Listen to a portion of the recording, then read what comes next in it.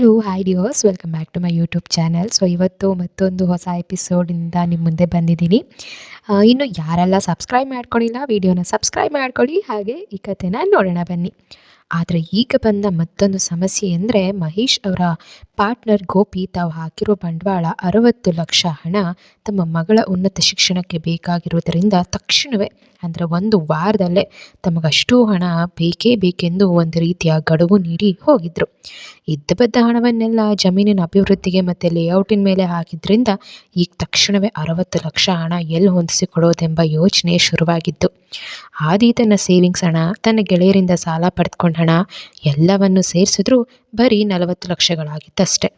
ಈಗ ಮಹೇಶ್ ಅವರಿಗೆ ಇನ್ನೊಬ್ಬ ಗೆಳೆಯ ಶಂಕರ್ ಕೂಡ ಹೀಗೆ ತಕ್ಷಣವೇ ತನ್ನ ಹಣ ಬೇಕೆಂದು ಕೇಳಿಬಿಟ್ರೆ ಅದನ್ನು ಹೇಗೆ ಹೊಂದಿಸಿಕೊಡೋದು ಎಂಬ ಹೊಸ ಚಿಂತೆಯು ಕಾಡತೊಡಗಿತು. ಬರ್ತಿದ್ದ ಸಂಬಳದಲ್ಲಿ ಹೆಂಡತಿ ಮಕ್ಕಳ ಜೊತೆಯಲ್ಲಿ ಆರಾಮಾಗಿರೋದನ್ನು ಬಿಟ್ಟು ತಾನು ಯಾಕಾದರೂ ಇವರನ್ನೆಲ್ಲ ನಂಬ್ಕೊಂಡು ಇದನ್ನೆಲ್ಲ ಹಚ್ಕೊಂಡೋ, ಹಣ ಆಸ್ತಿ ಅಂತ ಬಂದಾಗ ಆಪ್ತರೆನಿಸಿಕೊಂಡಿರುವ ಅಣ್ಣ ತಮ್ಮ ಸ್ನೇಹಿತರೆಲ್ಲರೂ ಹೇಗೆ ಊಸರು ಬಳ್ಳಿಯಂತೆ ಬಣ್ಣ ಬದಲಾಯಿಸ್ಬಿಡ್ತಾರೆ. ತಾನು ಎಲ್ಲರನ್ನೂ ನಂಬಿ ಕೆಟ್ಟೆ ಎನ್ನುವ ಮಹೇಶ್ ಅವರ ಕೊರಗು ಹಾಗೆ ಮುಂದುವರಿಯಿತು. 4-5 ದಿನಗಳಿಂದ ಆದಿಗೆ ಈ ಸಮಸ್ಯೆ ಪರಿಹಾರಕ್ಕೆ ಯಾವ ಹಾದಿಯಲ್ಲಿ ಹೋಗಬೇಕೆಂದೇ ಅರಿವಾಗದೆ ತನ್ನ ಗೆಳೆಯರೊಂದಿಗೆ ಗಂಭೀರವಾಗಿ ಚರ್ಚಿಸುತ್ತಿದ್ದ. ಅದರ ನಡುವೆಯೇ ಚೆನ್ನೈ ಕೂಡ ಹೋಗಿ ಬರಬೇಕಾಯಿತು. ಹಾಗೆ ನಿನ್ನೆ ಸಂಜೆ ಅವನ ಆತ್ಮೀಯ ಗೆಳೆಯ ವಿಕ್ರಮ್ ಬೈಕ್ ಆಕ್ಸಿಡೆಂಟ್ ಆಗಿ ಹಾಸ್ಪಿಟಲ್ ಸೇರಿರೋ ವಿಷಯ ತಿಳಿದಲೇ ರಾತ್ರಿ ಹೋಗಿ ಅವನನ್ನು ನೋಡಿಕೊಂಡು ರಕ್ತ ಕೊಟ್ಟು ಬರಬೇಕಾಯಿತು. ಇಂದು ಬೆಳಿಗ್ಗೆ ಗೋಪಿಯವರ ಸಂಜೆಯೊಳಗೆ ತಮಗೆ 60 ಲಕ್ಷ ಹಣ ಪೂರ್ತಿಯಾಗಿ ಕೊಡಬೇಕೆಂದು ಕೇಳಿದಾಗ ಆದಿ ಅವರಿಗೆ ಇಂದು ತಮ್ಮಲ್ಲಿರುವ 40 ಲಕ್ಷವನ್ನು ಕೊಟ್ಟು ಇನ್ನುಳಿದ 20 ಲಕ್ಷ ರೂಪಾಯಿಗಳನ್ನು ಒಂದು ವಾರದ ನಂತರ ಕೊಡೋಣವೆಂದುಕೊಂಡು ಸಂಜೆ ಮನದಕ್ಕೆ ಬರೋದಕ್ಕೆ ಹೇಳಿದ್ದ. ಹಾಗೆ ಅವರು ತಮ್ಮ ಸಂಬಂಧಿಕರು ಮತ್ತು ಗಂಡು ಮಕ್ಕಳೊಂದಿಗೆ ಸಂಜೆ ಇವ್ರ ಮನೆಗೆ ಬಂದಿದ್ದರು. ಆದರೆ ಅವರು ಬರೀ 40 ಲಕ್ಷ ತೆಗೆದುಕೊಂಡು ಹೋಗೋದಕ್ಕೆ ಬಿಲ್ಕುಲ್ ಒಪ್ಪಲೇ ಇಲ್ಲ. ತಮ್ಮ ಮಗಳ ಅಡ್ಮಿಷನ್ಗೆ ನಾಳೆಯೇ ಕಡೆಯ ದಿನ, ಅದಕ್ಕೆ ಇವತ್ತು ಎಷ್ಟು ಹೊತ್ತಾದರೂ ಸರಿ ತಮಗೆ ಪೂರ್ತಿ ಹಣ ಕೊಡಲೇಬೇಕು ಅಂತ ಪಟ್ಟು ಹಿಡಿದು ಕುಳಿತಿದ್ರು. ಆಗಲೇ ಕೃತಿ ಆದಿಗೆ ಜ್ಯುವೆಲ್ರಿ ಶಾಪಿಂಗ್ಗೆ ಬರೋವಂತೆ ಕರೆ ಮಾಡಿದ್ದು. ಅದುವರೆಗೂ ಹೆಂಡತಿ ಬಳಿ ಹಣ ಕೇಳಬೇಕೆಂಬ ವಿಷಯವೇ ಆದಿ ತಲೆಗೆ ಬಂದಿರಲಿಲ್ಲ. ಆಗ ಅವಳು ಜ್ಯುವೆಲ್ರಿ ಶಾಪಿಂಗ್ ಬಗ್ಗೆ ಮಾತಾಡಿದಾಗ ಸದ್ಯಕ್ಕೆ ಆ ಚೆಕ್ಕನ್ನು ಈಸ್ಕೊಂಡು ಪೂರ್ತಿ ಹಣ ಅವ್ರಿಗೆ ಕೊಟ್ಟು ಕಳಿಸ್ಬಿಟ್ರೆ ಅಷ್ಟೇ ಸಾಕು ಎನಿಸಿ ಕೃತಿಯಿಂದ ಹಣ ಪಡೆಯೋದಕ್ಕೆ ನಿರ್ಧರಿಸಿದ್ದ. ಈಗ ಅವನಿಗೆ ತನ್ನ ಅಭಿಮಾನ ಪ್ರತಿಷ್ಠೆಗಿಂತಲೂ ಮುಖ್ಯವಾಗಿ ತಂದೆಯ ಮೇಲಿನ ಒತ್ತಡ ಕಡಿಮೆ ಮಾಡುವುದು ಅತಿ ಮುಖ್ಯವಾಗಿ ಕಾಣಿಸಿತ್ತು. ಆದರೆ ಮಹೇಶ್ ಅವರಂತೆ ಮೆದುವಲ್ಲ, ಅಮಾಯಕನು. ಅಲ್ಲಿ ತಾನು ಕೊಟ್ಟ ಹಣಕ್ಕೆ ಅವರಿಂದ ಖಾತ್ರಿಯಾಗಿ ಬಾಂಡ್ ಪೇಪರ್ ಮೇಲೆ ಅವರು ಕೊಟ್ಟಿದ್ದ ಹಣ ಪೂರ್ತಿಯಾಗಿ ವಾಪಸ್ ಪಡೆದುಕೊಂಡಿದ್ದಾರೆಂದು, ಇನ್ನು ಮುಂದೆ ಮಹೇಶ್ ಅವರೊಂದಿಗೆ ತಮ್ಮದು ಯಾವ ವಿಧವಾದ ಹಣಕಾಸಿನ ಸಂಬಂಧವೂ ಇರುವುದಿಲ್ಲವೆಂದು ಸಹಿ ಹಾಕಿಸ್ಕೊಂಡೇ ಅವರನ್ನು ಕಳಿಸ್ಕೊಟ್ಟಿದ್ದ. ಅವ್ರು ಹೋದ ನಂತರ ಇದೆಲ್ಲವೂ ಹೆಂಡತಿಗೆ ಹೇಳಿದ್ರೆ ಅವಳು ಅದನ್ನು ಹೇಗೆ ತೆಗೆದುಕೊಳ್ತಾಳೆ? ಒಂದು ವೇಳೆ ತನ್ನ ತಂದೆಯನ್ನು ತಪ್ಪಾಗಿ ತಿಳಿದುಕೊಂಡ್ರೆ ಅಥವಾ ಹೆಂಡತಿ ಹಣಕ್ಕಾಗಿ ಬಾಯಿ ಬಿಡುವವನೆಂದು ತನ್ನನ್ನೇ ಅವಮಾನಿಸಿಬಿಟ್ರೆ ಅನ್ನೋ ಭಯ, ಹಿಂಜರಿಕೆಗಳು ಏಕಕಾಲಕ್ಕೆ ಮೂಡಿದ್ವು. ಬೆಳಿಗ್ಗೆಯಿಂದ ಅನುಭವಿಸಿದ ಟೆನ್ಷನ್ನಿಂದ ತಲೆ ನೋಯ್ತಿತ್ತು. ಈಗ ತಾನೇ ಎಲ್ಲರೂ ಕಳಿಸ್ಕೊಟ್ಟು ಬಂದವನಿಗೆ ಮತ್ತೊಮ್ಮೆ ಅದ್ರ ಬಗ್ಗೆ ಪ್ರಸ್ತಾಪ ಮಾಡೋದು ಬೇಡ. ರಾತ್ರಿ ಅವಳಿಗೆ ನಿಧಾನವಾಗಿ ಎಲ್ಲವನ್ನು ಹೇಳಿದ್ರಾಯ್ತು ಎಂದ್ಕೊಂಡು ಆಸ್ಪತ್ರೆಯಲ್ಲಿದ್ದ ಗೆಳೆಯನನ್ನು ನೋಡೋದಕ್ಕೆ ಹೊರಗೆ ಹೊರಟಿದ್ದವನನ್ನು ಅವಳು ಕೆಣಕಿ ವಿಷಯ ಹೇಳುವಂತೆ ಒತ್ತಾಯಿಸಿದಾಗ ಅವನಿಗೆ ಇವಳಿಗೂ ತನ್ನ ಮೇಲೆ ನಂಬಿಕೆ ಇಲ್ಲ, ಹಣ ಕೊಟ್ಟು ಎಷ್ಟು ದರ್ಪ ತೋರಿಸ್ತಿದ್ದಾಳೆ ಅನಿಸಿ ತುಂಬ ಸಿಟ್ಟು ಬಂದಿತ್ತು. ಆ ಸಿಟ್ಟಿನಲ್ಲೇ ಬಾಚಣಿಕೆಯನ್ನು ಜೋರಾಗಿ ಎಸ್ದು ಹೋಗಿದ್ದವನಿಗೆ ನಂತರ ಅದೇನನ್ನಿಸ್ತು, ಮತ್ತೆ ವಾಪಸ್ ಬಂದು ಎಲ್ಲನೂ ಅವಳ ಎದುರಿಗೆ ಸಂಪೂರ್ಣವಾಗಿ ಹೇಳಿಬಿಟ್ಟಿದ್ದ. ಇದೆಲ್ಲವನ್ನು ಕೇಳಿಸ್ಕೊಳ್ತಿದ್ದ ಕೃತಿಗೆ ಮಹೇಶ್ ಅತ್ಯಂತ ಮೂರ್ಖರೆನಿಸಿತ್ತು. ಬುದ್ಧಿ ಇಲ್ಲದೆ ಇವರು ಮಾಡಿಕೊಂಡಿರೋ ಅವಾಂತರಗಳಿಗೆ ಆದಿ ಟೆನ್ಷನ್ ಅನುಭವಿಸಬೇಕಾಗಿದೆ ಎಂದು ಮಹೇಶ್ ಅವರ ಮೇಲೆ ಅಸಮಾಧಾನ ಮೂಡಿತ್ತು. ಮತ್ತು ಇದುವರೆಗೂ ತನ್ನೊಡನೆ ಅಷ್ಟಾಗಿ ಆತ್ಮೀಯವಾಗಿ ಮಾತನಾಡಿದ ಮಾವನ ಮೇಲೆ ಅವಳಿಗೆ ಮನದಲ್ಲಿ ಎಲ್ಲೋ ಒಂದು ಕಡೆ ಅಸಹನೆ ಇತ್ತು. ಮಹೇಶ್ ಅವರ ಸ್ವಭಾವವೇ ಹೀಗೆ. ತಮ್ಮ ಹೆಂಡತಿ ಮಗಳು ಬಿಟ್ಟರೆ ಯಾವತ್ತೂ ಬೇರೆ ಹೆಣ್ಮಕ್ಳೊಂದಿಗೆ ಅವರದ್ದು ಎಷ್ಟು ಬೇಕೋ ಅಷ್ಟೇ ಮಾತು. ಇದನ್ನು ಕೃತಿ ಅವರಿಗೆ ಅಹಂಕಾರ, ತನ್ನನ್ನು ಉದಾಸೀನ ಮಾಡ್ತಾರೆ ಅಂತ ತಪ್ಪಾಗಿ ತಿಳಿದಿದ್ಲು. ಇಂಥವ್ರಿಗೆ ತನ್ನ ದುಡ್ಡು ಯಾಕೆ ಬೇಕು, ತಾನೇಕೆ ಅವರಿಗೆ ಸಹಾಯ ಮಾಡಬೇಕು? ಅಷ್ಟಕ್ಕೂ ಆದಿ ಹೇಳೋದು ನೋಡಿದ್ರೆ ಇವರು ಸದ್ಯಕ್ಕಂತೂ ತನ್ನ ದುಡ್ಡು ಹಿಂತಿರುಗಿಸೋ ಹಾಗೆ ಕಾಣಿಸ್ತಿಲ್ಲ. ಜ್ಯುವೆಲ್ರಿ ಸೆಟ್ಟನ್ನು ಹೇಗಪ್ಪ ಖರೀದಿಸೋದು ಅಂತೆಲ್ಲ ಯೋಚಿಸಿ ತಲೆ ಬಿಸಿಯಾಗಿಬಿಟ್ಟಿತ್ತು. ಅದೇ ಕೋಪದಲ್ಲೇ ತಾನೇನು ಮಾತನಾಡ್ತಿದ್ದೇನೆ ಅನ್ನೋ ಅರಿವಿಲ್ಲದೆ ಅಷ್ಟೊಂದು ದೊಡ್ಡ ಮೊತ್ತದ ಆಸ್ತಿಯನ್ನು ಎಷ್ಟು ಬೇಜವಾಬ್ದಾರಿಯಿಂದ ಯಾರೋ ಮೂರನೆಯವ್ರ ಹೆಸರಿಗೆ GPA ಮಾಡಿಕೊಟ್ಟಿದ್ದಾರೆ ಅಂದರೆ ಏನು ಹೇಳೋದು. ಅವ್ರಿಗೆ ಅಷ್ಟೊಂದು ವಯಸ್ಸಾಗಿದೆ, ಅನುಭವವಿದೆ, ಓದಿದ್ದಾರೆ, ಆದರೂ ಅನಕ್ಷರಸ್ಥರಂತೆ ಫೂಲ್ ಆಗಿದ್ದಾರೆ. ಅವರಿಂದ ನಿಮಗೆಷ್ಟು ಟೆನ್ಷನ್ ಅಲ್ವಾ. ಈಗ ಇನ್ನೊಬ್ಬರು ಹಣ ಕೇಳಿದ್ರೆ ಅದನ್ನು ನೀವೇ ತೀರಿಸ್ಬೇಕು. ಅಷ್ಟು ಹಣ ಎಲ್ಲಿಂದ ತರ್ತೀರಾ? ನಿಮ್ಮ ತಂದೆಗೆ ಒಂಚೂರು ಬುದ್ಧಿ ಇಲ್ಲ ಆದಿ. ವಿವೇಚನೆ ಇಲ್ಲದೆ ಅವರು ಮಾಡ್ಕೊಂಡಿರೋ ಫಜೀತಿಗೆ ನೋಡಿ ಎಲ್ರಿಗೂ ಎಷ್ಟು ಅಂತ ಅವಳು ಮಹೇಶ್ ಅವ್ರ ಬಗ್ಗೆ ಲಘುವಾಗಿ ಮಾತನಾಡ್ತಿದ್ರೆ ಆದಿ ಕಾಲಿನಿಂದ ತಲೆವರೆಗೂ ಉರಿದೋಯ್ತು. ಅವಳು ಇನ್ನೂ ಮಾತು ಮುಗಿಸಿರುವಷ್ಟರಲ್ಲೇ ಅವಳ ಕೆನ್ನೆಗಳಿಗೆ ಸರಿಯಾಗಿ 2 ಬಾರಿಸೇ ಬಿಟ್ಟು ಅವಳ ಕುತ್ತಿಗೆಯನ್ನು ಕೈಗಳಿಂದ ಹಿಡಿದುಕೊಂಡು, ಏಯ್ ಏನೇ ದುಡ್ಡು ಕೊಟ್ಟಿದ್ದೀನಿ ಅಂತ ನಾಲ್ಗೆಯನ್ನು ಬೇಕಾಬಿಟ್ಟಿಯಾಗಿ ಹರಿಯೋಕೆ ಬಿಡ್ತಿದ್ಯಾ? ನಮ್ಮ ಅಪ್ಪನ ಬಗ್ಗೆ ಮಾತಾಡೋ ಯೋಗ್ಯತೆ ಇದೆಯೇನೇ ನಿಂಗೆ? ಒಬ್ಬ ಸೊಸೆಯಾಗಿ ಇಂಥ ಸಮಯದಲ್ಲಿ ನಮ್ಮೆಲ್ಲರ ಜೊತೆ ಕೈಗೂಡಿಸಿ ನಿಲ್ಲೋದು ಬಿಟ್ಟು ನನ್ನ ಅಪ್ಪನ ಬಗ್ಗೆನೇ ಯದ್ವಾ ತದ್ವಾ ಮಾತಾಡ್ತೀಯಾ? ನಾಚಿಕೆ ಆಗಲ್ವ ನಿನಗೆ? ಹಣದ ಅಹಂಕಾರ ನಿನಗೆ ಯಾವ ನಾಯಿಗೆ ಬೇಕೆ ನಿನ್ನ ಹಣ? ಯಾರದ್ದಾರ್ದು ಕೈ ಕಾಲು ಹಿಡ್ದಾದರೂ ನಿನ್ನ ಹಣ ತಂದು ಬಿಸಾಕ್ತೀನಿ. ಆದರೆ ಇದೇ ಮೊದಲು, ಇದೇ ಕೊನೆ.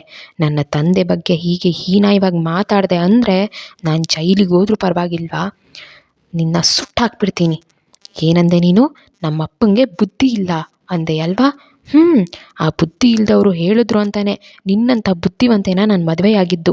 ನಾನು ಆವತ್ತೇ ಹೇಳಿದ್ದೆ ನನ್ನ ಅಪ್ಪನಿಗೆ, ಹಣದ ಪಿಶಾಚಿಗಳಾಗಿರುವ ನಿನ್ನಂಥ ಶ್ರೀಮಂತ ಸಹವಾಸನೇ ನಮಗೆ ಬೇಡ ಅಂತ. ಆದರೆ ಪಾಪ ನನ್ನ ತಂದೆ ದೇವ್ರಂಥವ್ರು, ಒಳ್ಳೆಯವರಾದ ಅವ್ರಿಗೆ ಪ್ರಪಂಚದಲ್ಲಿ ಇರೋರೆಲ್ಲ ಒಳ್ಳೆಯವ್ರ ಥರನೇ ಕಾಣಿಸೋದೆ. ಅದಕ್ಕೆ ಅವರಿಗೆ ಇಷ್ಟು ಕಷ್ಟ ಬಂದಿರೋದು. ನಿಮ್ಮಂಥ ಹಣದ ಪಿಶಾಚಿಗಳೇ ತುಂಬಿರೋ ಈ ಪ್ರಪಂಚದಲ್ಲಿ ಪ್ರೀತಿ, ವಿಶ್ವಾಸ, ನಂಬಿಕೆಗಳಿಗೆ ಹೆಚ್ಚಿನ ಪ್ರಾಮುಖ್ಯತೆ ನೀಡುವ ನನ್ನ ತಂದೆ ಅಂತವರು ನಿಜವಾಗಿಯೂ ನೀನು ಹೇಳೋರ ಥರ ಬುದ್ಧಿ ಇಲ್ದವ್ರೆ ಅಂತ ಒಮ್ಮೆ ರೋಷತಪ್ತನಾಗಿ ಮತ್ತೊಮ್ಮೆ ನೋವಿನಿಂದ ಅವನು ಹೇಳ್ತಿದ್ರೆ, ಅವನ ಅನಿರೀಕ್ಷಿತ ಆಕ್ರಮಣದಿಂದ ತತ್ತರಿಸಿ ಹೋದ ಕೃತಿ ತನ್ನ ಕುತ್ತಿಗೆಯ ಮೇಲಿದ್ದ ಅವನ ಕೈಯನ್ನು ಬಿಡಿಸಿಕೊಳ್ಳೋದಕ್ಕೆ ವ್ಯರ್ಥ ಪ್ರಯತ್ನ ಪಡ್ತಲೇ ಇದ್ದವಳು ಅವನ ಬಲದ ಮುಂದೆ ನಿಸ್ಸಹಾಯಗಳಾಗಿ ಸೋಲುಂಡು ಉಸಿರುಗಟ್ಟಿ ಕಣ್ಣು ಮೇಲೆ ಕೆಳಗೆ ಮಾಡುತ್ತಿದ್ದಾಗ ಅವನು ಅವಳನ್ನು ಬಿಟ್ಟು ದೂರ ತಳ್ಳಿ ಕೋಪದಿಂದ ಕುದಿಯುತ್ತಾ ಕಾಲಪ್ಪಳಿಸ್ಕೊಂಡು ಹೊರಗೆ ಹೋಗ್ಬಿಟ್ಟಿದ್ದ.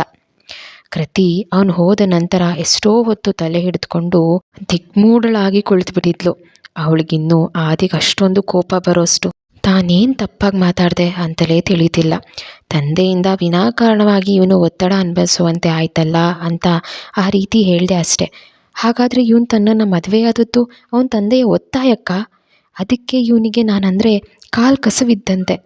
ಬುದ್ಧಿ ಬಂದಾಗಿನಿಂದಲೂ ಒಂದು ದಿನವೂ ಹೆತ್ತವರಿಂದಲೇ ಒಂದು ಏಟು ತಿಂದವಳಿಗೆ ಹಿಂದು ಹೊಡೆದ್ಬಿಟ್ಟ. ಅದು ಸಾಲದೆ ಕುತ್ತಿಗೆ ಹಿಸ್ಕಿ ಸಾಯಿಸುವಷ್ಟು ಕ್ರೂರತನ ಬೇರೆ. ಅಬ್ಬಾ, ಎಂಥ ರಾಕ್ಷಸ್ ನೀವನು!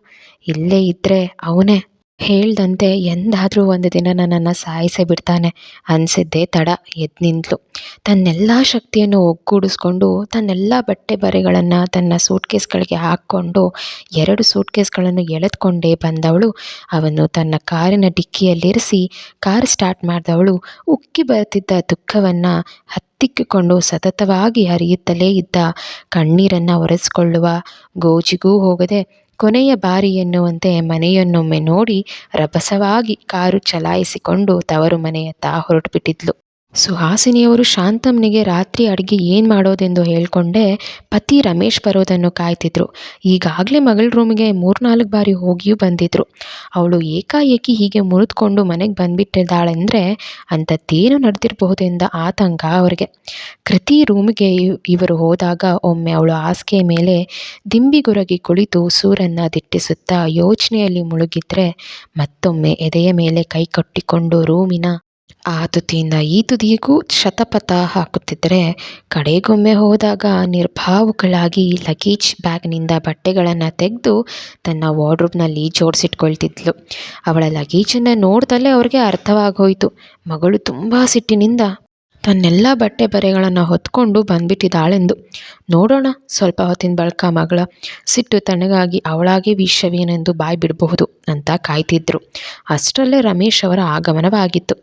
ಗಡಿಬಿಡಿಯಿಂದ ಪತಿಯನ್ನು ರೂಮಿಗೆ ಕರೆದೊಯ್ದು ಮಗಳು ತನ್ನ ಗಂಡನ ಮನೆ ತೊರೆದು ಬಂದಿರುವ ವಿಷಯವನ್ನು ಹೇಳಿದಾಗ ರಮೇಶ್ ಆತಂಕದಿಂದ ಮಡದಿಯೊಡನೆ ಮಗಳ ರೂಮ್ಗೆ ಧಾವಿಸಿದ್ರು. ಈಗ ಕೃತಿ ತನ್ನ ಬಟ್ಟೆಗಳನ್ನು ಜೋಡಿಸ್ಕೊಂಡು ಖಾಲಿಯಾದ ಬ್ಯಾಗ್ಗಳನ್ನು ವಾರ್ಡ್ರೋಬ್ನ ಮೇಲಿರುವ ಖಾಲಿ ಜಾಗಕ್ಕೆ ಸೇರಿಸಿ ತಾನು ಹತ್ತಿರುವ ಚೇರ್ನಿಂದ ಕೆಳಗಿಳಿಯುತ್ತಿದ್ದವಳು ರೂಮಿನ ಬಾಗಿಲು ತೆರೆದಿದ್ದು ನೋಡಿ ಅತ್ತ ಕಣ್ಣಾಡಿಸ್ತಲೇ ಕೆಳಗಿಳಿಯುವಾಗ ಆಯ ತಪ್ಪಿ ಬೀಳುವುದರಲ್ಲಿದ್ದಾಗ ಸುಹಾಸಿನಿ "ಏ ಕೃತಿ, ಹುಷಾರು" ಅಂತ ಕೂಗ್ತಾ ಬಂದರೆ ರಮೇಶ್ ಗಾಬರಿಯಿಂದ "ಕೇರ್ಫುಲ್ ಬೇಬಿ" ಅಂತ ಹೇಳ್ತಾ ಒಂದೇ ಉಸಿರಿಗೆ ಧಾವಿಸಿ ಬಂದು ಮಗಳ ಕೈಯನ್ನು ಬೀಳದಂತೆ ಹಿಡಿದುಕೊಂಡಿದ್ರು.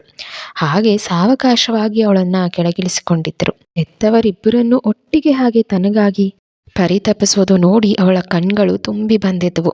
ತಮ್ಮ ಮಕ್ಕಳನ್ನು ಹೆತ್ತವರು ಪ್ರೀತಿಸುವಷ್ಟು ಗಾಢವಾಗಿ ಬಹುಶಃ ಬೇರೆ ಯಾರೂ ಪ್ರೀತಿಸಲಾರರು.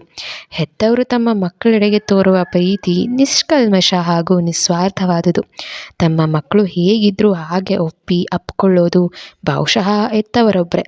ಇನ್ನುಳಿದ ಸಂಬಂಧಗಳು, ಅದರಲ್ಲೂ ಅತಿ ಪವಿತ್ರವೆಂದು ಪರಿಗಣಿಸಲಾಗುವ ಪತಿ ಪತ್ನಿಯರ ನಡುವಣ ಸಂಬಂಧವೂ ಒಂದು ಬಗೆಯಲ್ಲಿ ವ್ಯಾವಹಾರಿಕವಾಗಿ ಒಂದು ಕೊಟ್ಟರೆ ಅದಕ್ಕೆ ಪ್ರತಿಯಾಗಿ ಏನನ್ನೋ ತೆಗೆದುಕೊಳ್ಳುವಂಥದ್ದೇ. ಆ ಕ್ಷಣ ಹೀಗನ್ನಿಸಿತು ಕೃತಿಗೆ.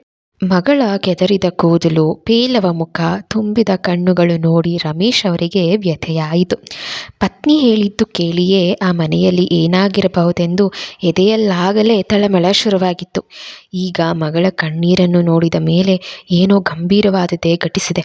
ಅದಕ್ಕೆ ಅಷ್ಟು ಸ್ಟ್ರಾಂಗ್ ಇರುವ ತಮ್ಮ ಮಗಳು ಹೀಗೆ ಅಳ್ತಿದ್ದಾಳೆ ಅನ್ನೋದು ಖಾತ್ರಿಯಾಗಿತ್ತು. "ಯಾಕೆ ಬೇಬಿ, ಏನಾಯಿತು? ಯಾಕೆ ಕಣ್ಣಲ್ಲಿ ನೀರು?" ಅಂತ ಅವರು ಪ್ರಶ್ನಿಸುವುದನ್ನೇ ಕಾಯ್ತಿದ್ದಂತೆ ಕೃತಿ ತಂದೆಯನ್ನು ಬಿಗಿಯಾಗಿ ಆಲಂಗಿಸಿಕೊಂಡು ಮನದ ವ್ಯಥೆಯನ್ನೆಲ್ಲ ಹೊರಗಡೆ ಹಾಕುವಂತೆ ಜೋರಾಗಿ ಅಳೋದಕ್ಕೆ ಪ್ರಾರಂಭಿಸಿದ್ಲು. ಅವರು ಮೌನವಾಗಿ ಅವಳ ಬೆನ್ನು ನೇವರಿಸುತ್ತಾ ಸಂತೈಸುತ್ತಿದ್ದರು. ತನಗೆ ಸಮಾಧಾನವಾಗುವವರೆಗೂ ಅತ್ತವಳು ನಂತರ ಇಂದು ಪತಿಯ ಮನೆಯಲ್ಲಾದ ಘಟನೆಯನ್ನು ತಂದೆ ತಾಯರ ಮುಂದೆ ವಿವರವಾಗಿ ಒಪ್ಪಿಸಿದಳು. ಆದಿ ತನ್ನ ಕೆನ್ನೆಗೊಡೆದು ಕತ್ತು ಹಿಸುಕಲು ಬಂದದ್ದನ್ನು ಹೇಳುವಾಗಲಂತೂ ಅವಳು ದುಃಖ ತಡೆಯಲಾಗದೆ ಮತ್ತೊಮ್ಮೆ ಬಿಕ್ಕಳಿಸಿದಾಗ ರಮೇಶ್ ಅವರು ಅಚ್ಚರಿ ಆತಂಕಗಳಿಂದ "ಓ ಗಾಡ್" ಎಂದು ಕುಸಿದು ಕುಳಿತಿದ್ದರು. ಮೇಲ್ನೋಟಕ್ಕೆ ಅಷ್ಟು ಸೌಮ್ಯವಾಗಿ ಕಾಣುವ ಅಳಿಯ ಇಷ್ಟೊಂದು ಒರಟನೆಂದರೆ ಅವರಿಂದ ನಂಬಲೇ ಆಗುತ್ತಿಲ್ಲ. ಸುಹಾಸಿನಿಯವರ ಕೈ ತಾನಾಗಿಯೇ ಮಗಳ ಕೆನ್ನೆ ಕತ್ತುಗಳನ್ನು ಸವರಿತ್ತು. ಆ ಹುಡುಗ ಇಷ್ಟೊಂದು ಒರಟಾನ? ಅದು ತನ್ನ ಹೆಂಡತಿಯನ್ನು ಹೀಗೆ ಒಡೆದು ಹಿಂಸಿಸುವಷ್ಟು ಕ್ರೂರಿಯ? ಹಣ, ಆಸ್ತಿ, ಅಂತಸ್ತಿನಲ್ಲಿ ತಮಗಿಂತ ಕೆಳಗಿದ್ರೂ ಪರವಾಗಿಲ್ಲ, ಮಗಳನ್ನು ಚೆನ್ನಾಗಿ ನೋಡ್ಕೊಳ್ತಾರೆಂದು ಚಿಕ್ಕಂದಿನಿಂದಲೂ ಹುಟ್ಟಿದವರ ಒಡನಾಟವಿಲ್ಲದೆ ಒಂಟಿಯಾಗಿಯೇ ಬೆಳೆದಿದ್ದ ತಮ್ಮ ಮಗಳು ಕೂಡು ಕುಟುಂಬದ ಪ್ರೀತಿ, ವಾತ್ಸಲ್ಯ, ಕಾಳಜಿ, ಸುರಕ್ಷತಾ ಭಾವವೆಲ್ಲವನ್ನು ಒಟ್ಟಾರೆ ಅನುಭವಿಸಲೆಂದು ಆ ಹುಡುಗನಿಗೆ ಕೊಟ್ಟು ಮದುವೆ ಮಾಡಿದ್ರೆ ಇಷ್ಟು ಹೀನಾಯವಾಗಿ ನಡೆಸ್ಕೊಳ್ಳೋದಾ ಅವಳೊಂದಿಗೆ? ಅಳಿಯನನ್ನು ಬೈಕೊಳ್ತಾ ಹೀಗೆ ಯೋಚಿಸ್ತಿದ್ರೆ ರಮೇಶ್ ಅಷ್ಟೊಂದು ತೀವ್ರವಾದ ಹಣದ ಸಮಸ್ಯೆ ಇದ್ದರೆ ಮಹೇಶ್ ಅಥವಾ ಆದಿ ತಮ್ಮ ಬಳಿ ಹೇಳ್ಕೊಳ್ಬೋದಿತ್ತು. ಕಷ್ಟವನ್ನೇ ಕಾಣದೆ ಬೆಳೆದ ತಮ್ಮ ಮಗಳಿಗೆ ಇಂಥ ಸನ್ನಿವೇಶಗಳನ್ನು ಎದುರಿಸಿ ಗೊತ್ತಿಲ್ಲ. ಅಷ್ಟಕ್ಕೂ ಮಗಳು ಹಣದ ಚೆಕ್ ಕೊಟ್ಟ ಮೇಲೂ ಆದಿ ಹೀಗೆ ಅವಳನ್ನು ದಂಡಿಸಬೇಕಿತ್ತು. ಈಗ ಮುಂದೇನೂ ಮಾಡೋದು ಹೀಗೆ ಅರಿತಿತ್ತು ಅವರ ವಿಚಾರ ಲಹರಿ. "ಮನೆಯಲ್ಲಿ ಯಾರಿಗಾದರೂ ಹೇಳಿ ಬಂದಿದ್ಯಾ ಬೇಬಿ?" ಮಗಳ ತಲೆ ಸವರ್ತಾ ಕೇಳಿದಾಗ ಅಡ್ಡಡ್ಡ ತಲೆ ಆಡಿಸಿದವಳು "ನಾನು ಬರುವಾಗ ಯಾರೂ ಕಾಣಲಿಲ್ಲ ಪಪ್ಪ" ಅಂದವಳು ಮನದಲ್ಲೇ. ಅಷ್ಟಕ್ಕೂ ಆ ಮನೆ ಅನ್ನೋದು ಒಂದು ಸಂತೆ. ಅಲ್ಲಿ ಯಾರು ಬಂದರೂ ಹೋದರೂ ಗೊತ್ತಾಗಲ್ಲ. ಕೆಲಸಕ್ಕೆ ಬಾರದಿರೋ ಜನಗಳನ್ನೆಲ್ಲ ಯಾವಾಗಲೂ ಮನೆ ತುಂಬ ತುಂಬಿಕೊಂಡಿರ್ತಾರೆ, ಅಪ್ಪ ಮತ್ತು ಮಗ ಅಂತ ಬೈದ್ಕೊಂಡ್ಳು ಕೃತಿ. ತಾನು ಬಂದು ಇಷ್ಟು ಹೊತ್ತಾದರೂ ಒಬ್ಬರು ಕಾಲ್ ಮಾಡಿಲ್ಲವೆಂದು ನೆನೆಸ್ಕೊಂಡ್ರೆ ಅವಳಿಗೆ ಮೈ ಉರಿಯುತ್ತಿತ್ತು. "ರಮೇಶ್ ಅಲ್ಲಿಂದ ಯಾರಾದರೂ ಫೋನ್ ಮಾಡಿದ್ರಾ ಅಥವಾ ನೀನೇನಾದರೂ ಕಾಲ್ ಮಾಡಿದ್ಯಾ?" ಹೆಂಡತಿಯನ್ನು ವಿಚಾರಿಸಿದಾಗ ಸುಹಾಸಿನಿಯವರು "ಅವ್ರು ಯಾರೂ ಕಾಲ್ ಮಾಡಿಲ್ಲ, ನನಗೂ ಯಾಕೋ ಗೊಂದಲವಾಯಿತು, ಏನೂ ಸ್ಪಷ್ಟವಾಗಿ ತಿಳಿಯದೆ ಹೇಗೆ ಕಾಲ್ ಮಾಡಲಿ ಅಂತ, ಅದಕ್ಕೆ ನೀವು ಬರಲಿ ಅಂತ ಕಾಯ್ತಿದ್ದೆ" ಅಂದಾಗ ರಮೇಶ್ ತಮ್ಮ ವಾಚ್ ನೋಡ್ಕೊಂಡಿದ್ರು. ಹೆಂಡತಿ ಹೇಳ್ದಂತೆ ಮಗಳು ಮನೆಗೆ ಬಂದು ಆಗಲೇ 2.5 ಗಂಟೆ ಮೇಲಾಗಿದೆ. ಹಾಗೆ ಮಗಳು ಯಾರಿಗೂ ಹೇಳ್ದೆ ಬಂದುಬಿಟ್ಟಿದ್ದಾಳೆ. ಆದರೂ ಆ ಮನೆಯವ್ರಿಗೆ ಸೊಸೆ ಎಲ್ಲಿ ಹೋಗಿದ್ದಾಳೆ, ಏನು ಎತ್ತ ಅಂತ ವಿಚಾರಿಸ್ಲಾದ್ರೂ ಒಂದು ಕಾಲ್ ಮಾಡುವಷ್ಟು ಸಮಯ ಇಲ್ವಾ? ಅಥವಾ ತಮ್ಮ ಮಗಳೆಂದರೆ ಅಷ್ಟು ಸಸಾರ್ವೆ ಆ ಜನಗಳಿಗೆ ಅಂತ ಕೋಪದಿಂದ ಯೋಚಿಸುವಂತಾಯಿತು. ಅವರೇ ಕಾಲ್ ಮಾಡೋ ತನಕ ತಾವಾಗಿಯೇ ಕಾಲ್ ಮಾಡೋದು ಬೇಡವೆಂದ್ಕೊಂಡ್ರು. ಮನಸ್ಸು ತಡೆಯದೆ ತಾವೇ ಮಹೇಶ್ ಅವ್ರಿಗೆ ಕರೆ ಮಾಡೋದಕ್ಕೆ ಅನುವಾದಾಗ ಕೃತಿ "ಬೇಡ ಪಪ್ಪ, ಅವರೇ ಮಾಡಲಿ" ಅಂತ ಅವರನ್ನು ತಡೆದಿದ್ಲು. ಮನದಲ್ಲೇ "ನೋಡೋಣ ಅವ್ರಿಗೆ ನಾನು ಮನೆ ಬಿಟ್ಟು ಬಂದಿರೋದು ಎಷ್ಟು ಹೊತ್ತಿಗೆ ಗಮನಕ್ಕೆ" ಬರುತ್ತೆ ಅಂದ್ಕೊಂಡವಳು ತನ್ನ ಮೊಬೈಲ್ ಸ್ವಿಚ್ ಆಫ್ ಮಾಡಿಕೊಂಡ್ಳು. ಇನ್ನವರು ಏನಿದ್ರೂ ತನ್ನ ಹೆತ್ತವ್ರ ಮೊಬೈಲ್ಗೆ ಕಾಲ್ ಮಾಡಬೇಕು ಮತ್ತು ಅವರ ಮೂಲಕವೇ ಮಾತಾಡಬೇಕಂತ ನಿರ್ಧರಿಸಿದ್ಲು. ಶಶಾಂಕ್ ಮತ್ತು ನಿಶಾಳೊಂದಿಗೆ ದೇವಸ್ಥಾನಕ್ಕೆ ಹೋಗಿದ್ದ ಮಮತಾ ಮನೆಗೆ ಹಿಂತಿರುಗಿದಾಗ ಆಗಲೇ ಸಂಜೆ ಕಳೆದು ಕತ್ಲು ಕವಿಯಲಾರಂಭಿಸಿತ್ತು. ಮನೆ ಬಾಗಿಲನ್ನು ಹಾರು ಹೊಡೆದು ದೀಪವನ್ನು ಹಾಕದೆ ಎಲ್ಲಿ ಹೋದ ನಿಮ್ಮಣ್ಣ ಅಂತ ಮಕ್ಕಳಿಗೆ ಹೇಳ್ತಲೇ ಮನೆಯೊಳಗಡೆ ಕಾಲಿಟ್ಟಿದ್ರು. ನಿಶಾ ಮನೆಯ ದೀಪಗಳನ್ನು ಹಾಕೋದಕ್ಕೆ ತೊಡಗಿದ್ರೆ ಶಶಾಂಕ್ ತೆರೆದಿದ್ದ ಕಿಟಕಿಗಳನ್ನು ಹಾಕಿ ಪರದೆಯನ್ನು ಸರಿಸೋದಕ್ಕೆ ತೊಡಗಿದ್ದ. ಆದಿ ಅಂತ ಕೂಕ್ಕೊಂಡೇ ಮೇಲೆ ಅವನ ರೂಮಿಗೆ ಹೋಗಿ ಇಣಿಗೆ ಬಂದವ್ರಿಗೆ ಅವನು ಎಲ್ಲಿಯೂ ಕಾಣದೆ ಹೋದಾಗ ಪತಿಯ ಕೋಣೆಗೆ ಹೋಗಿ ಮುಂದೆ ಹಾಕಿದ್ದ ಬಾಗಿಲನ್ನು ಸರಿಸಿ ನೋಡಿದ್ರು. ಮಗ ಕೊಟ್ಟಿದ್ದ ಮಾತ್ರೆ ಪರಿಣಾಮದಿಂದಲೋ ಅಥವಾ ಸದ್ಯಕ್ಕೆ ಒಂದು ಸಮಸ್ಯೆಯಾದರೂ ಬಗೆಹರಿತಲ್ಲ ಅನ್ನುವ ಸಮಾಧಾನದಿಂದಲೋ ತುಂಬ ದಿನಗಳ ನಂತರ ಮಹೇಶ್ ಸ್ವಲ್ಪ ಆರಾಮವಾಗಿ ನಿದ್ರಿಸ್ತಿದ್ರು. ಪತಿ ಗಾಢವಾದ ನಿದ್ರೆಯಲ್ಲಿದ್ದದ್ದನ್ನು ನೋಡಿದ ಮಮತಾ ಮೌನವಾಗೇ ಹೊರಬಂದು ಬಾಗಿಲೆಳೆದುಕೊಂಡಿದ್ರು. ಈ ಆದಿ ಮೇಲೆ ಮನೆ ಬಿಟ್ಟು ಹೋಗ್ತೀನಲ್ಲ, ಮೊದಲು ನನಗೆ ಬುದ್ಧಿ ಇಲ್ಲ. ಯಾರಾದರೂ ಸ್ನೇಹಿತರು ಫೋನ್ ಮಾಡಿರಬೇಕು, ಅದಕ್ಕೆ ಹೊರಗೆ ಹೋಗಿದ್ದಾನೆ. ಯಾವನಾದರೂ ಕಳ್ಳ ಬಂದು ಎಲ್ಲನೂ ಬಾಚ್ಕೊಂಡು ಹೋದರೂ ಗೊತ್ತೇ ಆಗಲ್ಲ. ಅಟ್ಲೀಸ್ಟ್ ನನಗೆ ಒಂದು ಫೋನ್ ಆದರೂ ಮಾಡಿ ಹೇಳಿ ಹೋಗಿದ್ರೆ, ಅಥವಾ ಮನೆ ಬೀಗ ಹಾಕಿ ಅಂಗಳದಲ್ಲಿ ಎಲ್ಲಾದರೂ ಇಟ್ಟು ಕಾಲ್ ಮಾಡಿ ಹೇಳಿದರೆ, ಈ ಹುಡುಗಂಗೆ ಎಷ್ಟು ಹೇಳಿದ್ರು ಅಷ್ಟೇ ಅಂತ ಬೈದ್ಕೊಳ್ತಲೇ ಕೈಕಾಲು ಮುಖ ತೊಳೆದುಕೊಂಡು ದೇವ್ರ ಮುಂದೆ ದೀಪ ಬೆಳಗಿಸಿ ಮನೆ ಅಂಗಳದಲ್ಲಿದ್ದ ತುಳಸಿ ಕಟ್ಟೆಯಲ್ಲೂ ದೀಪ ಹಚ್ಚಿಟ್ಟು ಒಳಗೆ ಬಂದು ಟೀ ಕಾಫಿ ರೆಡಿ ಮಾಡೋದಕ್ಕೆ ಅಡುಗೆ ಕೋಣೆ ಸೇರಿದರು. ಸಂಜೆ ಹೊತ್ತಿಗೆ ತಂದೆ ಗೆಳೆಯರು ಮನೆಗೆ ಮಾತನಾಡೋದಕ್ಕೆ ಬರ್ತಾರೆ.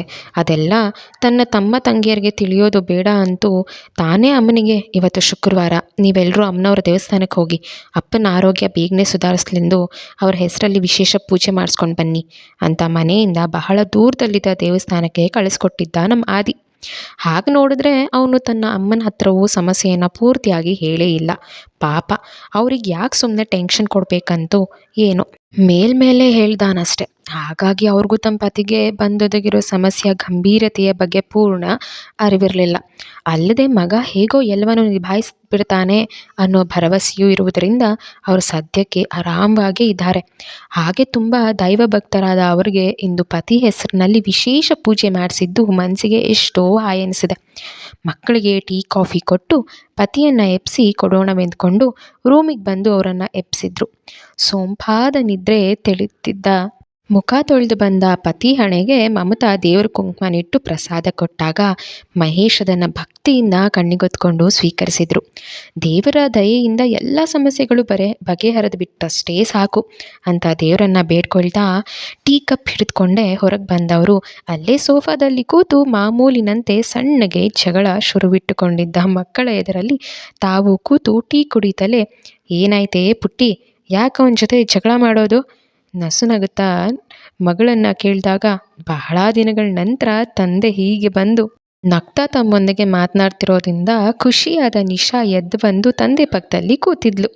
ಅಪ್ಪ, ನಿಮಗೆ ನಿಮ್ಮ ಕಾರ್ ಚೆನ್ನಾಗಿರಬೇಕು ಅಂತ ಆಸೆ ಇದ್ದರೆ ಈ ಗೂಬೆಗೆ ಮಾತ್ರ ಓಡಿಸೋದು ಕೊಡಬೇಡಿ ಅಂತ ಶಶಾಂಕ್ ವಿರುದ್ಧ ದೂರ ಹೇಳಿದ್ಲು. ಯಾಕೋ ಕಂದ, ಏನಾಯಿತು? ಮಹೇಶ್ ಅಕ್ರೆಯಿಂದ ಕೇಳಿದ್ರು. ನೀವೇ ಹೇಳಿ ಅಪ್ಪ, ಗುಡ್ಡದ ಮೇಲಿರೋ ಅಮ್ಮನವ್ರ ದೇವಸ್ಥಾನಕ್ಕೆ ಹೋಗೋಕೆ ಇಲ್ಲಿಂದ ಎಷ್ಟು ಟೈಮ್ ಬೇಕಾಗುತ್ತೆ?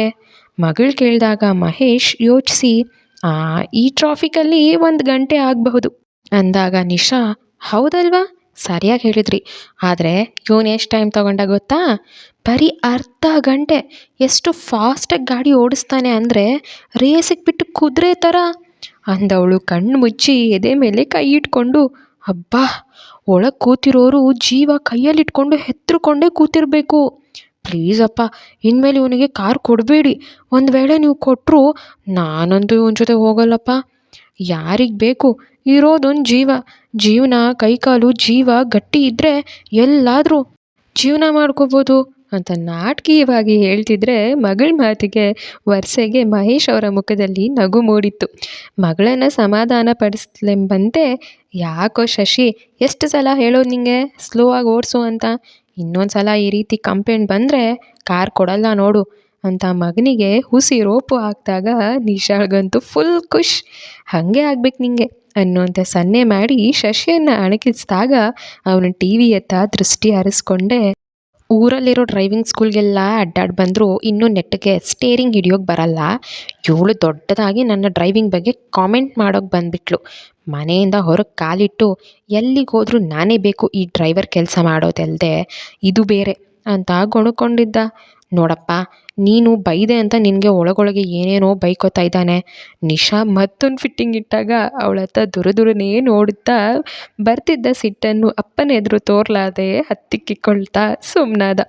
ಹೀಗೆ ಅಲ್ವಾ ಅಣ್ಣ ತಂಗಿ ಎಲ್ಲ ಇದ್ದರೆ ಇದೇ ಕತೆ. ಇಲ್ಲಿ ನಮ್ಮ ನಿಶಾ ಸರಿಯಾಗಿ ಉಳ್ಕೋತಾಳೆ ಶಶಿನ. ನೆಕ್ಸ್ಟ್ ಏನಾಗುತ್ತೆ ಅಂತ ನಾಳಿನ ಎಪಿಸೋಡಲ್ಲಿ ಹೇಳ್ತೀನಿ.